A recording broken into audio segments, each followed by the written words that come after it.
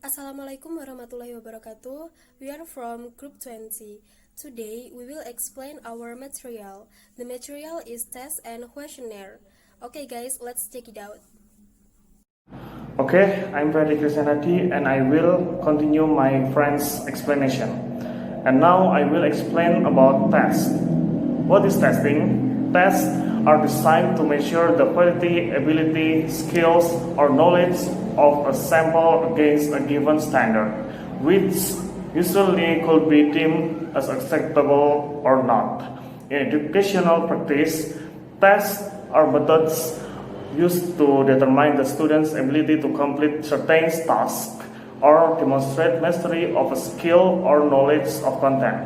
There is a myriad of tests to cover all aspects of a student's life and for all ages, young children to all adults. For example, aptitude, attainment, personality, social adjustment, attitudes and values, stress and burnout, performance, projective tasks, potential ability, achievement, diagnosis of difficulties, intelligence, verbal and nonverbal reasoning, higher order thinking, performance in school subjects, and introversion or extroversion, self-esteem, locus of control, depression, anxiety, reading readiness, university entrance tests, interest inventories, language proficiency test, motivation and interest, sensory and perceptual test, special abilities and disabilities, and many others. Non-parametric tests make few or no assumptions about the distributions of the population, the parameters of the scores, or the characteristics of that population. The tests do not assume a regular bell-shaped curve of distribution in the wider population. Indeed, the wider population is perhaps irrelevant as these tests are designed for a given specific population. A class in school, a chemistry group, a primary school year group.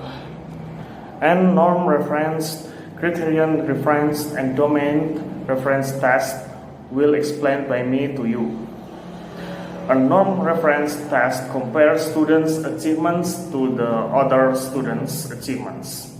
For example, a national test of mathematical performance or a test of intelligence which has been standardized on a large and representative sample of students between the ages of 6 and 16. A criterion reference test does not compare student with student, but rather requires the student to fulfill a given set of criteria, a predefined and absolute standard or outcome. For example, a driving test is usually criterion reference since to pass it requires the ability to meet certain test items. Reversing around a corner, undertaking as an emergency stop, avoiding a crash aids, and many others, Regardless of how many others have or have not passed the driving test. Okay, that's my explanation today, and my presentation will continue by my friend. Okay guys, so the next is identify the purpose of the test. But before we going to identify the purpose of the test, let me introduce myself first. My name is Iva Nur Fadilla. The purpose of a test are several. For example, to diagnose a student's strengths, weaknesses, and difficulties, to measure achievement, to measure aptitude and potential, to identify readiness for a program. And it is usually in a form of pretest, normally designed to discover whether students have the essential prerequisites to begin a program. These types of tests occur at different stages. For example, the placement test is conducted prior to the commencement and a program and will identify starting abilities and achievement, the initial or entry abilities in a student. Formative testing is undertaken during a program and is designed to monitor students' progress during that program, to measure achievement of section of the program, and to diagnose strengths and weaknesses. It is typically criterion referenced. Diagnostic testing is an in-depth test to discover particular strengths, weaknesses, and difficulties that a student is experiencing and is designed to expose cause and specific areas of weaknesses or strength. This often requires the test to include several items about the same feature, so that, for example, several types of difficulty in a student's understanding will be exposed. The diagnostic test will need to construct test items that will focus on each of a range of very specific difficulties that students might be experiencing, in order to identify the exact problems that they are having from a range of possible problems. Summative testing is the test given at the end of the program and is designed to measure achievement, outcomes, or mastery. This might be criterion reference or norm reference, depending to some extent on the use to which the result will be put. Example, to award certificates or grades, and to identify achievement of specific objectives. And then the next is identify the test specification. The test specifications include: first, which program objective and students' learning outcomes will be addressed. Second, which content areas will be addressed. Third, the relative weightings, balance, and coverage of items. Fourth, the total number of items in the list. Fifth, the number of questions required to address in a particular element of a program or learning outcomes. And the last, the exact items in the test.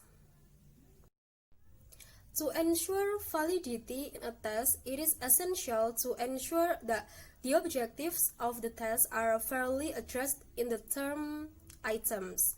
Objectives, it is argued, should first be specific and be expressed with an appropriate degree of precision. Second, represent intended learning outcomes. Third, identify the actual and observable behavior that will demonstrate achievement. Fourth, include an active verb.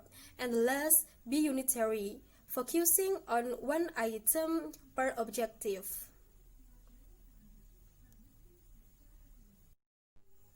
And then the next material is the definition of questionnaire. A questionnaire as a form used in a survey design that participants in a study complete and return to the researcher. The participants chooses answers to questions and supplies basic personal or demographic information. The questionnaire is a widely used and useful instrument for collecting survey information, providing structured, often numerical data, being able to be administered without the presence of the researcher, and often being comparatively straightforward to analyze. Questionnaire respondents are not passive data providers for researcher. They are subject, not objects of research. Questionnaires can be designed and used to collect vast quantities of data from a variety of respondents. They have a number of benefits over other forms of data collection. They are usually inexpensive to administer. Very little training is needed to develop them, and they can be easily and quickly analyzed once completed. An effective questionnaire is one that enables the transmission of useful and accurate information or data from the respondent to the researcher. This is a complex process which involves presenting questions in clear and unambiguous way so that the respondent may interpret them, articulate his or her response, and transmit it effectively to the researcher. Once transmitted, the answers must be recorded, coded, and analyzed fairly so that they accurately reflect the respondents' views. Assalamualaikum warahmatullahi wabarakatuh. Let me introduce myself. My name is Indah Nurvita Sari, and I will explain about types of questionnaire. The first type is closed and open questions compared. Closed questions prescribe the range of responses from which the respondent may choose. Closed questions are useful in that they can generate frequencies of response amenable to statistical treatment and analysis. They also enable comparison to be made across groups in the sample. Open-ended questions are useful if the possible answers are unknown or the questionnaire is exploratory. Open questions enable participants to write a free account in their own terms, to explain and qualify their responses and avoid the limitation of preset categories of response. On the other hand, open questions can lead to irrelevant and redundant information. They may be too open-ended for the respondent to know what kind of information is being sought. They may require much more time from the respondent to enter a response, and they may make the questionnaire appear long and discouraging. And the second type is scales of data. The questionnaire designer will need to choose the metric, the scale of data, to be adopted. This concerns numerical data. Nominal data indicate categories. Ordinal data indicate order, such as high to low, first to last, smallest to largest, strongly disagree to strongly agree, not at all to a very great deal. Ratio data indicate continuous values and a true zero. And the third type is the dangers of assuming knowledge of our viewpoints. There is often assumption that respondents will have the information or have an opinion about the matters in which researchers are interested. This is a dangerous assumption. It is particularly a problem when administering questionnaires to children, who may write anything rather than nothing. This means that the opportunity should be provided for respondents to indicate that they have no opinion or that they do not know the answer to a particular question, or to state that they feel the question does not apply to them. This is frequently a matter in surveys of customer satisfaction in social science, where respondents are asked. And the fourth type is dichotomous questions. A highly structured questionnaire will ask closed questions. This can take several forms. Dichotomous questions require a yes or no response. The dichotomous questions is useful, for it compels respondents to come off the fence on an issue. It provides a clear, unequivocal response. Further, it is possible to code responses quickly. There being only two categories of response, a dichotomous question is also useful as a funneling or sorting device for subsequent question. In addition to dichotomous question, a piece of research might ask for information about dichotomous variables. For example, gender, type of school, type of course. In these cases, only one of two responses can be selected. This enables nominal data to be gathered, which can then be processed using the chi-squared statistic, the binomial test, the t-test, and cross-tabulations. Dichotomous questions are treated as nominal data. And the fifth type is multiple-choice questions. To try to gain some purchase on complexity, the researcher can move towards multiple-choice questions, where the range of choices is designed to capture the likely range of responses to given statements. Multiple-choice questions have their parallel in multiple elements of a variable. It may be important to include the multiple choices, thus that will enable respondents to select the response that most closely represents their view. Hence, a pilot is needed to ensure that the categories are comprehensive, exhaustive, and representative. Multiple choice items are also prone to problems of word order and statement order. And then the sixth type is rank ordering. The rank order question is akin to the multiple choice question in that it identifies options from which respondents can choose, yet it moves beyond multiple choice items in that it asks respondents to identify priorities. This enables a relative degree of preference, priority, intensity, and so on to be charted. Rankings are useful in indicating degrees of response. Ranking questions are treated as ordinal data. The seventh type is rating scales.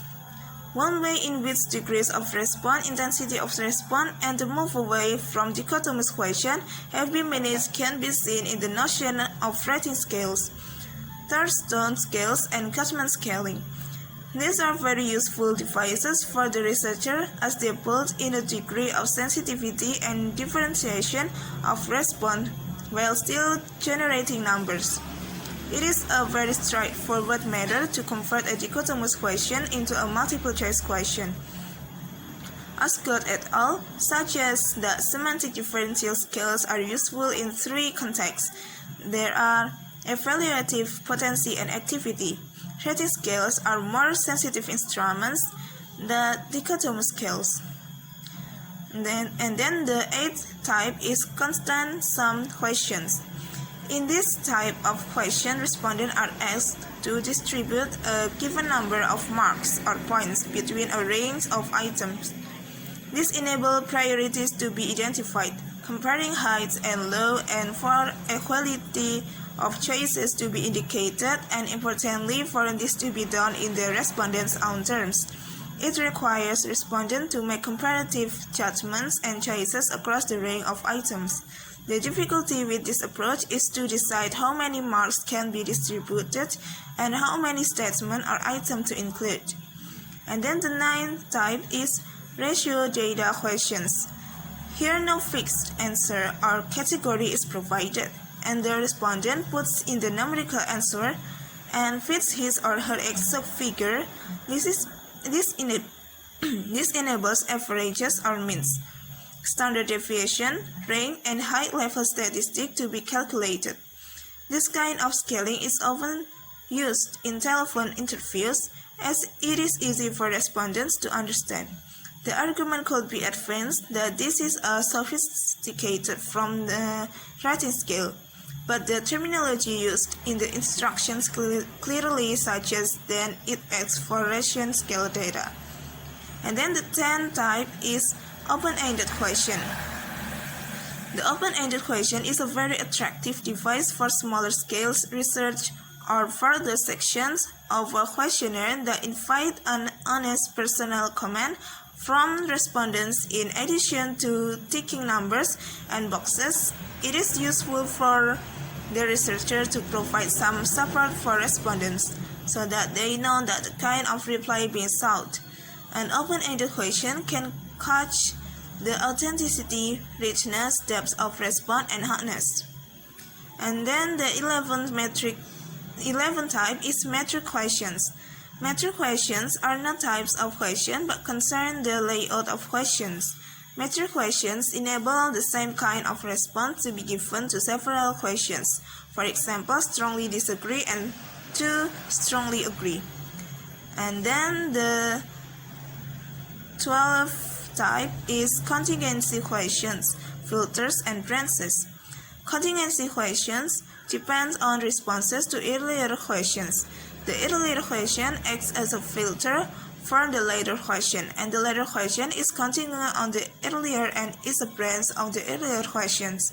Contingency and filter questions may be useful for the researchers, but they can be confusing for the respondent as it is not always clear how to proceed through the sequence of questions and where to go once a particular branch has been completed.